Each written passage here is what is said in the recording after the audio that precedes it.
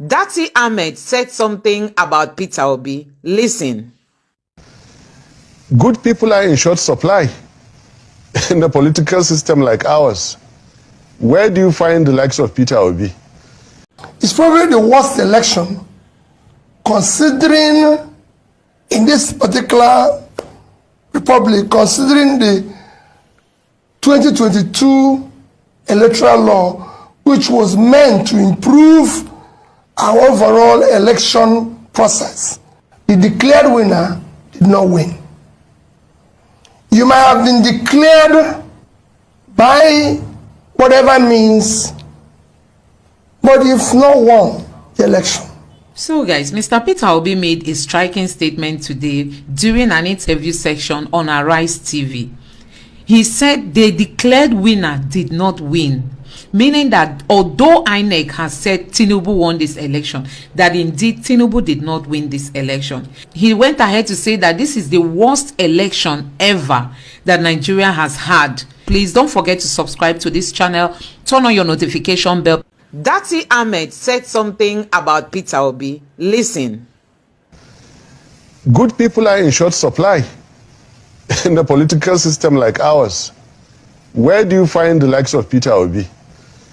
I think it was overwhelmingly clear that the party worked. Indeed, yes, I believe that. And there were a lot of things that were put before them. What they decide to use, I don't have control over that. Nobody has control over that. They are the ones who have control over what they're going to admit, they are going to allow to be admissible in the court as evidence, and what is not going to be allowed to be admissible in the court as evidence. And that's where transparency comes to play. That's where when people were asking for that live transmission, there's nothing wrong in having put out that live transmission, so that every one of us would have sat here to be able to say, oh, even before the judgment, to say, oh, maybe they didn't put out enough evidence, or no, they had enough evidence, and all of that. And also, like, just to add to it again, as I'm talking about transparency now, is the fact that all eyes on the judiciary became something that it became almost as if I don't know, almost a crime. What is wrong with people saying we want to put the judiciary on the spotlight, we want to check the judiciary? And I think this was an opportunity for the Nigerian judiciary to actually welcome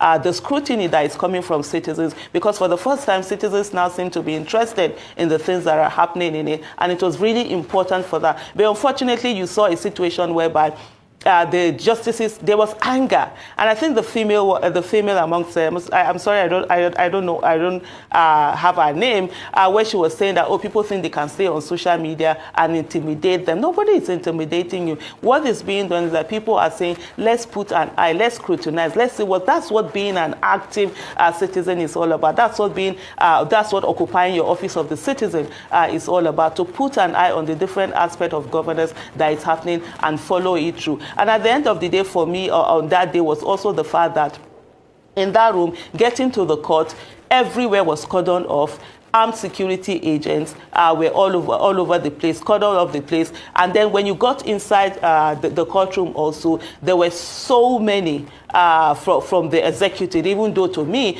this government is an illegitimate government. It didn't win the election, and that's my own personal opinion as Aisha Yusufu. And you had the NSA, the chief of staff, the vice president, of course, who should be there because it's also one of the respondents, and all manner of people being there. The national security advisor was in the courtroom, and yet the justices didn't feel intimidated by all of this thing. It's just citizens who are on social media saying, all eyes on the judiciary, don't drop the ball, keep focusing on them, that became the ones that were intimidating. That I found was a bit baffling, honestly.